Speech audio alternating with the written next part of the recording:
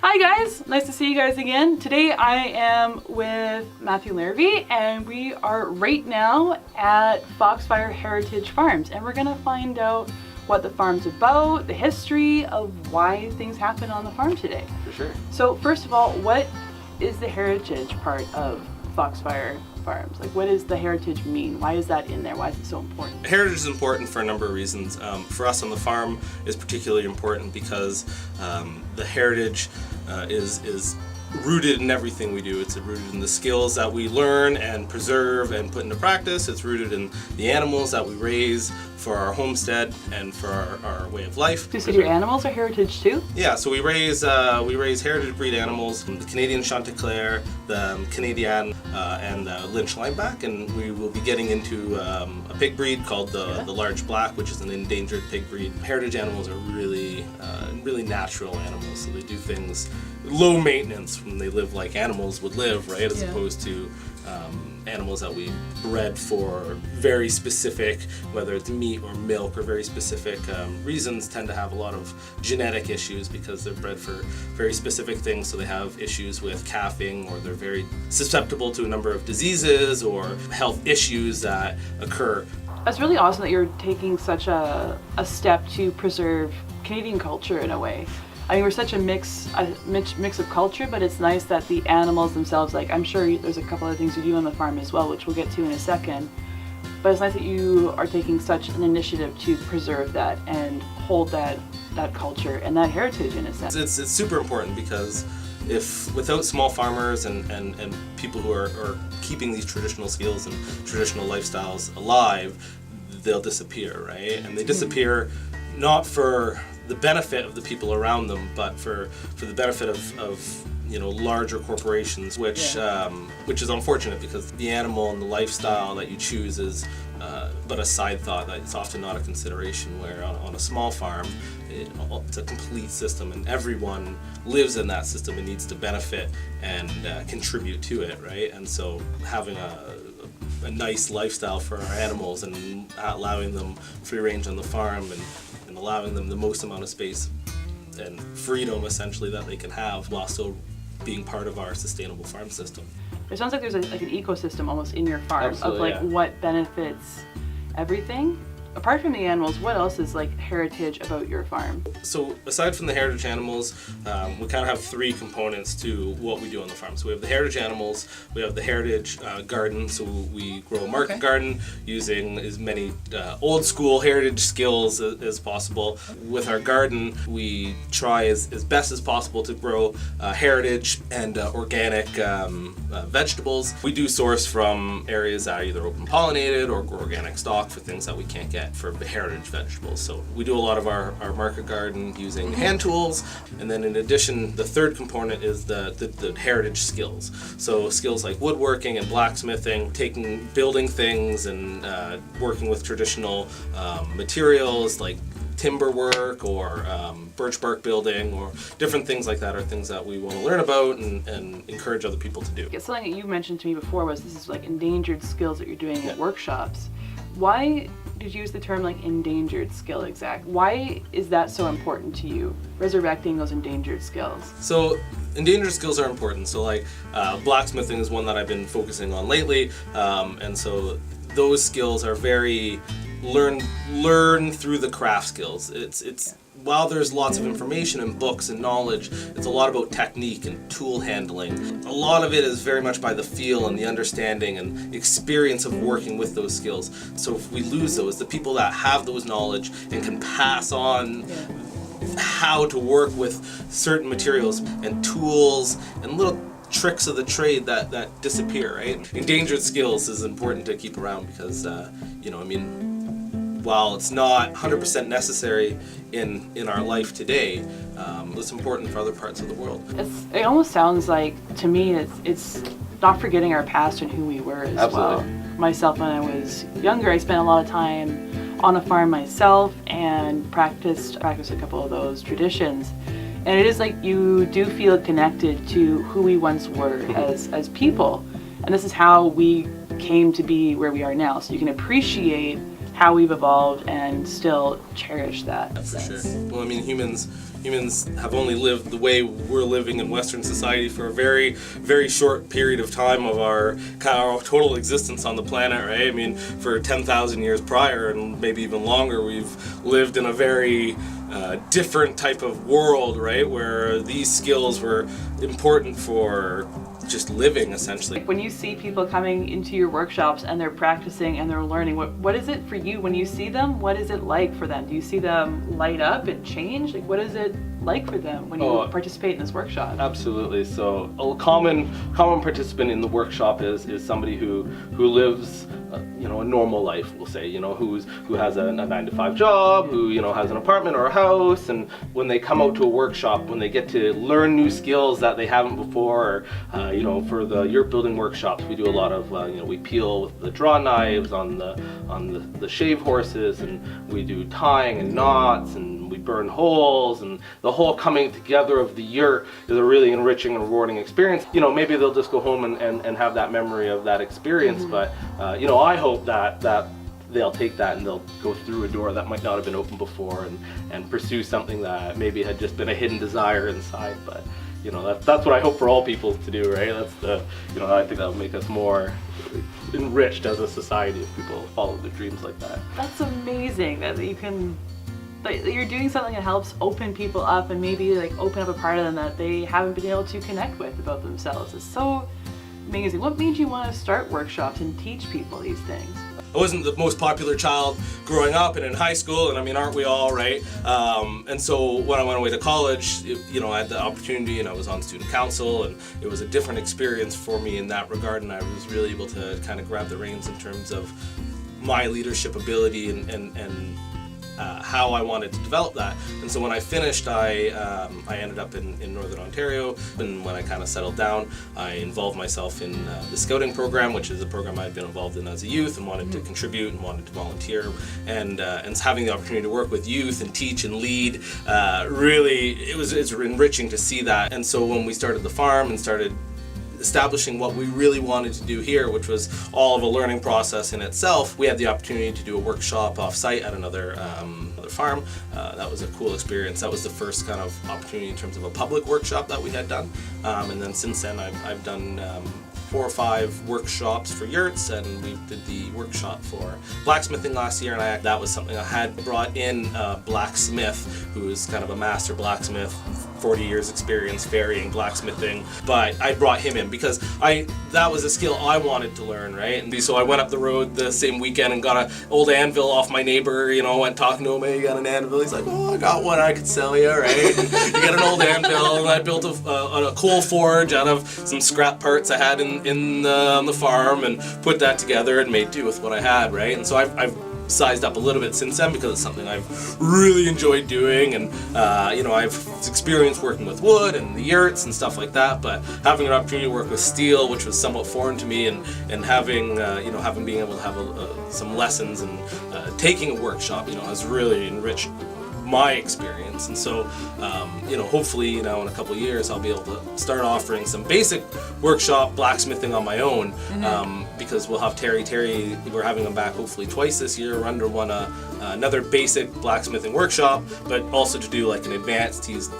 Because he's a master blacksmith, he does all kinds of different things. We're gonna have him do some Damascus steel and do a workshop on that. And his interest is medieval weaponry, right? So he keeps trying to get me to run a medieval weaponry making workshop. And I go, okay, well, we'll see. We'll work up to that, right?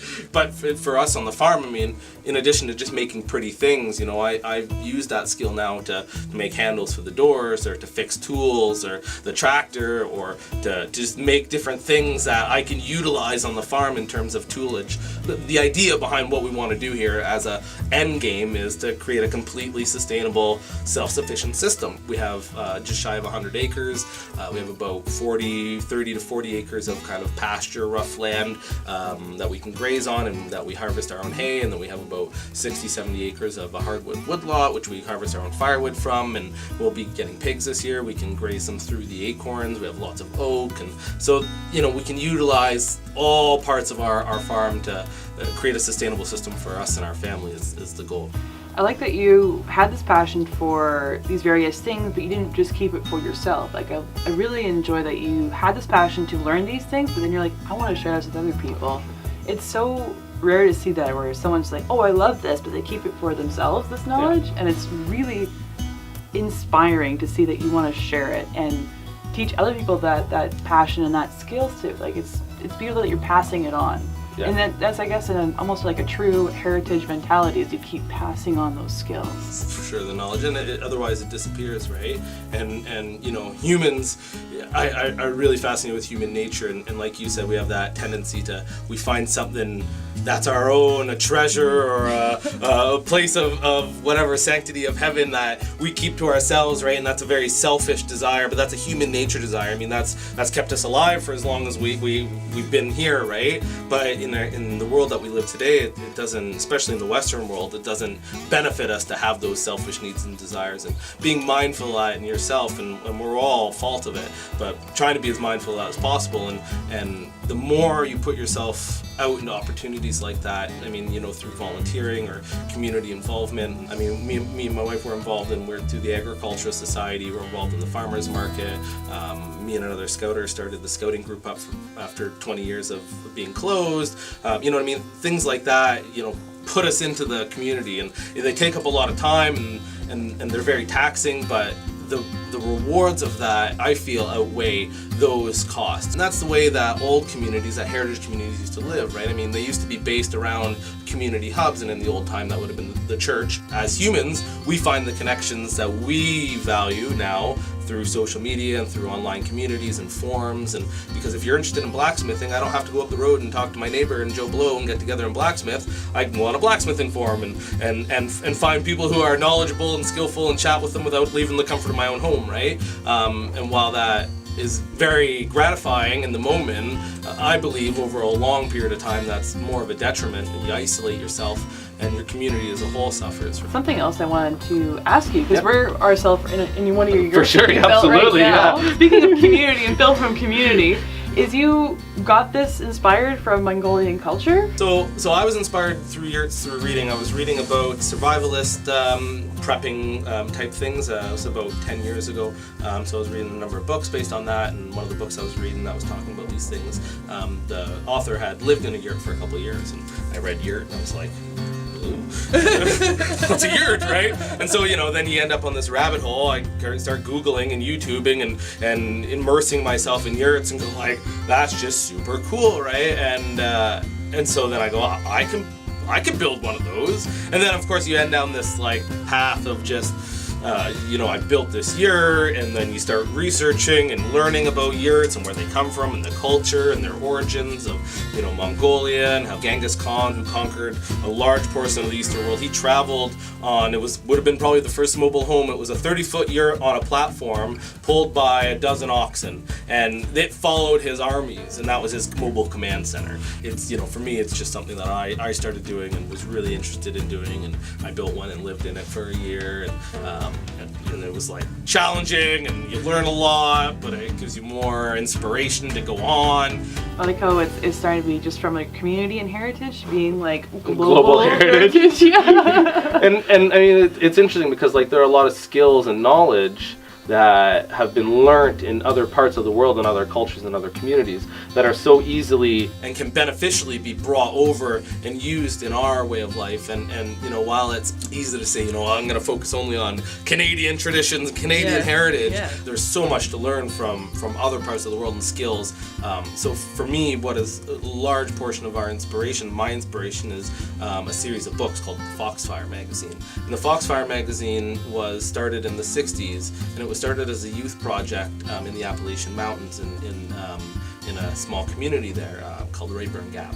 And the idea was that this teacher, the students were unruly, and he needed a way, and traditional teachings weren't working, they weren't listening to him, and he didn't want to lay down the law and the punishment. He didn't feel like that was going to do them any benefit. So he started this magazine, and it was the Foxfire magazine, and essentially he sent out his students to talk to the old timers and catalog old ways of life, planting by the signs. You know, in the books, there are a series of books. They were magazines run by the youth so the Foxfire organization still exists today and preserves heritage skills and stuff like that, but I was introduced to those books through my grandfather, who had purchased the books in like the 70s or whatever when they first published the magazines as books, and it's a series of 12 books, and there's no rhyme or reason to them. It's like it's like planting by the sign, stories, making a banjo out of a gourd, like, you know what I mean, like the books are just a mash of stuff, right? But it's all very interesting stuff. But the things they teach in those books are transferable to us here in Northern Ontario just as much as they are in the Appalachian Mountains. You know, while I might not take their advice of when to plant my corn, I you know what I mean, there are things that can translate over, right? Part of that is what inspired our name. Foxfire, where the term foxfire comes from, is it's a mushroom that grows in the woods, and it's a phosphorescent mushroom, so it glows in the dark. And so my only experience, and it was an amazing experience for me with Foxfire, was here. And about 3 years ago, we had a summer camp with the scouts out in the bush, and it was a dark night, no moon. We just at dark, we kind of walked up to where we were doing our campfire, and it was neat because you could see just basically the white birch trees. As you're walking in the dark, the white birch trees are the only thing that were lit up, and as your eyes adjusted. And we went up, we had a nice long campfire and some songs and had a good time. And then after campfire, we descended from where we were doing campfire to walk through the bush, and I suggested to the youth, I said, hey, you know, it would be really cool if we turned off our lights. It's dark, no moon, it's dark, and let's turn off our flashlights and try to navigate back in the dark, right? And so that was a fun challenge for the youth, and we all laughed and were off the trail, and so we ended up one hand on each other's shoulder, kind of leading the way. And as my eyes adjusted, I thought it was playing tricks, and I could see kind of lights, and I was, what's that, right? So I went over off into the bush. Since everyone stopped, we went over, and I picked up a stick, and it was glowing with green. And these little mushrooms, as I looked at them in the daylight, and they're just little kind of like shelf mushrooms, real tiny, but they glowed in the dark, and it was really neat. So, and then the experience the youth had, we were sleeping in kind of like lean-to shelters that they had built during the day, and so they're lining their shelters with these mushrooms like they're Christmas lights, right? And so, you know, that was a memory for me, having that experience here, after, you know, having those magazines and those books being part of my life, and then doing being part of everything we want to do. I think it all played a part in what I do. Before we wrap this up, I wanted to ask you if you could give advice to somebody on how to pursue their dream. What would be your inspiration to somebody else? I guess the only thing I could say is just do it. Just go out and do it. You know, I mean, there's so many barriers in our way, whether that's physical barriers, monetary, or just go do it. You make it happen. It's going to be a hard, it's challenging, there's lots of ups and downs. You have to overcome them, and it's difficult. It really is. It's a challenge. You know, there are people in your life who are going to discourage you. Maybe it's family, maybe it's friends. You know, there's a musical from the 60s called Finian's Rainbow, and in there's a whole bunch of songs, but one of the songs says, why follow anyone who doesn't follow their dreams, right? And you know, that sums it up, you know. So we have to live. That's all there is to it. So we have to live our own lives. Oh, that's gonna stick with me now. Okay, so I'm gonna link below all the information where you can find Foxfire Heritage Farms and where you can possibly connect with Matthew. Also, if you love the idea of doing workshops, please follow through and then tag me. I want to see you guys doing really amazing things. So thank you guys for watching. I hope we'll see you again, and I hope you found really amazing inspiration from this. Thank you so much, Matthew. No problem. Thanks for coming out. Okay. Cheers. Bye. Hi guys, I hope you liked the video and getting to know Matthew and Foxfire Heritage Farms. It's really cool seeing someone do something so different and something with such an amazing purpose. I really hope you found inspiration from it. So if you want to see more videos like this in the future, please like and subscribe. You can comment down below. Let me know what you might want to see in the future. Just so you know as well, I do have a Facebook, Instagram, and Patreon account, so you can kind of follow more closely. Until then, till the next video, I hope you guys have a great day and be inspired. See ya.